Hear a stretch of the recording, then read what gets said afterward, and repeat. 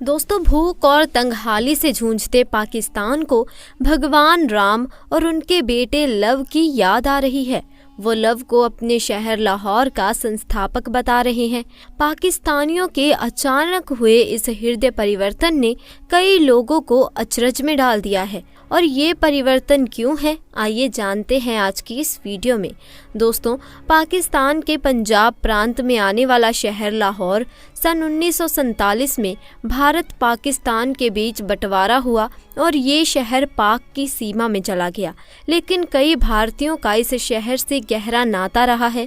अब अगर हम आपको ये बताएं कि भगवान राम के बेटों लव और कुश का भी पाकिस्तान से एक गहरा नाता है, तो आपको पहले तो यकीन नहीं होगा, मगर ये सच है। पाकिस्तान के लाहौर से भगवान राम के दोनों बेटों का करीबी नाता है। दोस्तों, ये सच है कि पाकिस्तान के सबसे प्रमुख शहरों में से एक लाहौर भगवान राम के बेटे लव की नगरी रही है। इस शहर का प्राचीन इतिहास भारतीय संस्कृति से जुड़ता है। भारत में पहले भी इस तरह की बात कही जाती रही है, लेकिन क्या वाकई में लव कुश का संबंध पाकिस्तान के लाहौर के साथ है?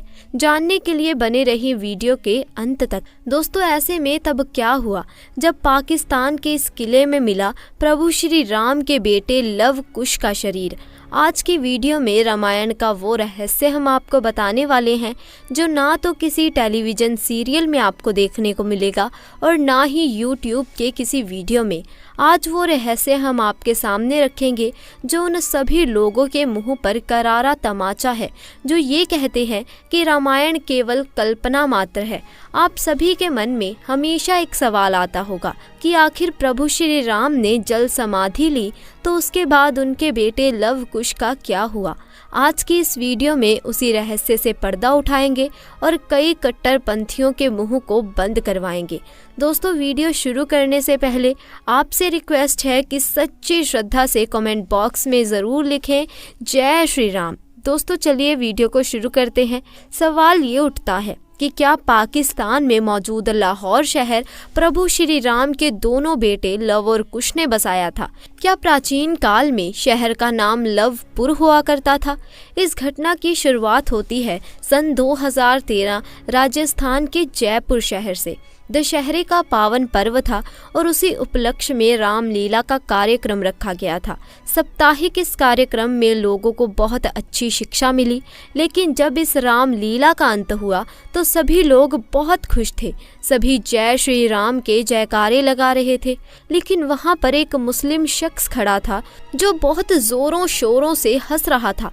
उसका कहना था कि ये रामायण केवल कल्पना मात्र है और ये तुम हिंदुओं की सोच का नतीजा है। उस रामलीला में जो प्रभु श्री राम का किरदार निभा रहे थे उनका नाम था दिनेश शर्मा।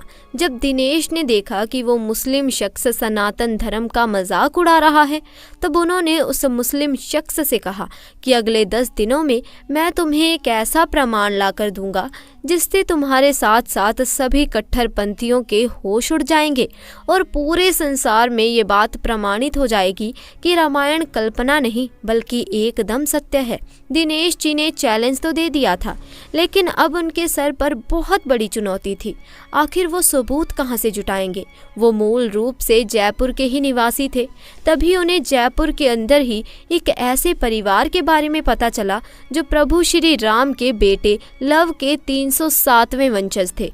उनका नाम था महाराजा भवानी सिंह और वो आज भी जयपुर में ही निवास करते हैं। जब दिनेश जी ने उनके साथ भेंट करी तो उन्हें सनातन धर्म के बारे में और भी कई बातें जानने को मिली, लेकिन एक ऐसा सच उन्हें जानने को मिला जिसे दिनेश जी को झंझोड़ कर रख दिया। दोस्तों, भवानी सिंह जो प्रभु श्री राम के बेटे लव के 307वें वंशज थे, उनका कहना था कि पाकिस्तान में जो लाहौर शहर है वो लव और कुश ने ही बसाया था और आज भी वहाँ पर एक ऐसा सबूत है जो अगर तुमने कट्टरपंथियों के सामने रख दिया तो उन्हें घुटनों के बल झुकना ही पड़ेगा और ये मानना ही पड़ेगा कि रामायण कल्पना नहीं बल्कि सत्य है।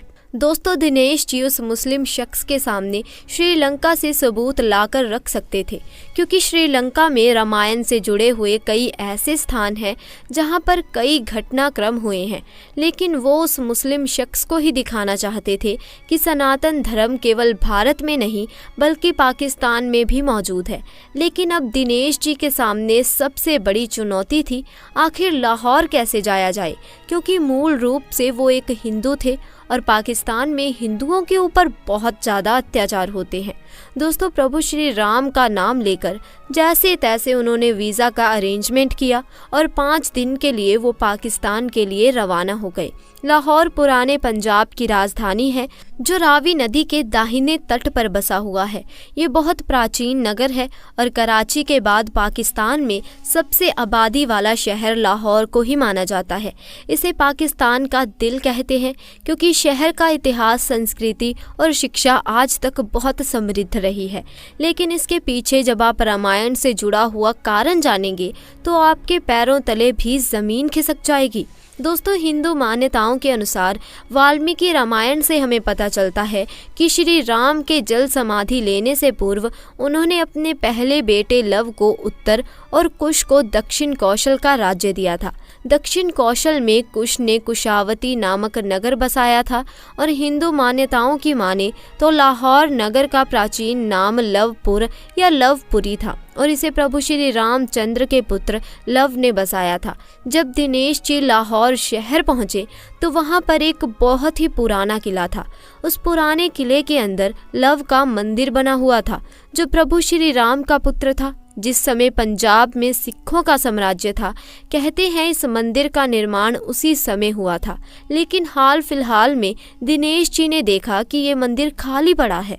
वहाँ पर सभी मुस्लिम होने के कारण कोई भी उस मंदिर को देखने करने वाला नहीं था। लेकिन इस किले पे एक निश्चित स्थान पर उन्होंने वो देखा जिसे देखकर उनके रोंगटे खड़े हो गए, क्योंकि वहाँ पर आज भी लव की समाधि बनी हुई थी।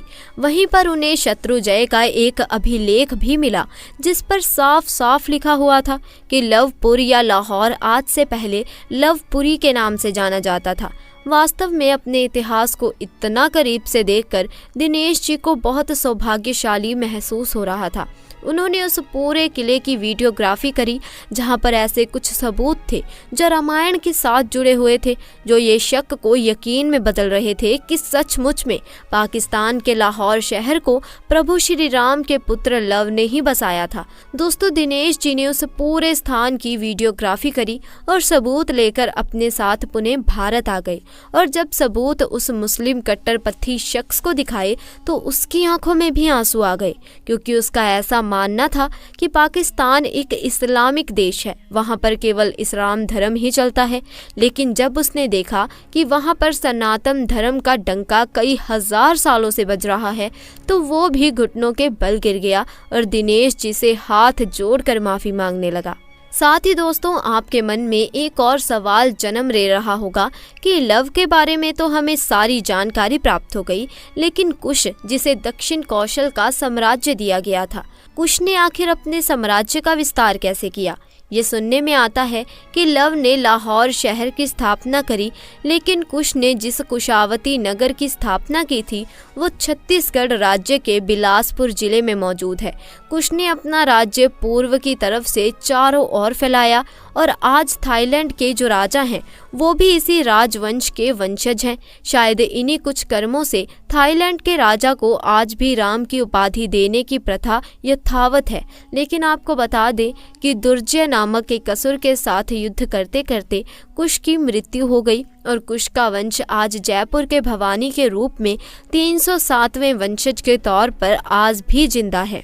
दोस्तों, अगर बात माता सीता की करें तो भगवान श्री राम द्वारा त्यागे जाने के बाद देवी सीता ने अपना जीवन ऋषि वाल्मीकि के आश्रम में ही बिताया, जो कि हाल फिलहाल में वर्तमान में कानपुर शहर से 17 किलोमीटर की दूरी पर बैठुर गांव में मौजूद है। लव कुश की जन्म स्थली भी यही कही जाती है। माना जाता है कि इसी स्थान पर रामायण ग्रंथ की रचना हुई थी। इसी आश्रम के आसपास एक हिंडन नाम की नदी बहती है, जिसका पानी गंगा की तरह पवित्र है। इस आश्रम में माता सीता का एक मंदिर भी मौजूद है और यहीं पर माता सीता की रसोई भी बनी हुई है। ऐसी मान्यता है कि यहाँ पर जो बर्तन मौजूद हैं उन्हीं का इस्तेमाल माता सीता खाना बनाने के लिए किया करती थी। सीता रसोई के साथ ही यहाँ पर एक कुआं भी स्थापित है, जिसे लेकर ये कहा जाता है कि माता सीता इसका उपयोग पानी के लिए किया करती थी। साथ ही यहाँ पर एक पेड़ भी मौजूद है, जिसके नीचे बैठकर लव और कुश ऋषि वाल्मीकि से शिक्षा प्राप्त किया करते थे। दोस्तों, भगवान राम ने जब अश्वमेध में यज्ञ करवाया था तो कोई भी राजा श्री राम के घोड़े को पकड़ने की हिम्मत नहीं कर पाया था। रामायण में हमें उल्लेख मिलता है, जब वो घोड़ा बैठुर गांव पहुंचा तो लव कुश ने उस घोड़े को बांध लिया। जब प्रभु श्री राम की ओर से उस घोड़े को छुड़ाने के लिए हनुमान जी आए तो लव कुश ने उन्हें भी परास्त करके बंधक बना लिया। और ये स्थल आज भी बैठुर गांव में बना हुआ है, जहां पर हनुमान जी और लक्ष्मण जी को लव और कुश के माध्यम से कैद किया गया था। कहते हैं इसी स्थान पर माता सीता पाताल में समाहित हो गई थी। यानी कि दोस्तों, भारत के कोने कोने से हमें रामायण के और सनातन संस्कृति के सबूत देखने को मिलते हैं, लेकिन फिर भी कुछ लोग ये बात नहीं मानते कि रामायण सत्य है। आज की जानकारी उन सभी लोगों के मुंह पर करारा तमाचा है जो रामायण को कल्पना कहते हैं। तो दोस्तों, आज के लिए बस इतना ही। आपका हमारी आज की इस जानकारी के बारे में क्या कहना है, कमेंट सेक्शन में ज़रूर बताएं। साथ ही वीडियो पसंद आई हो तो इसे लाइक करें, शेयर करें और चैनल को सब्सक्राइब करें। जल्द मिलेंगे ऐसी ही नई जानकारी के साथ। तब तक के लिए आपका बहुत बहुत धन्यवाद।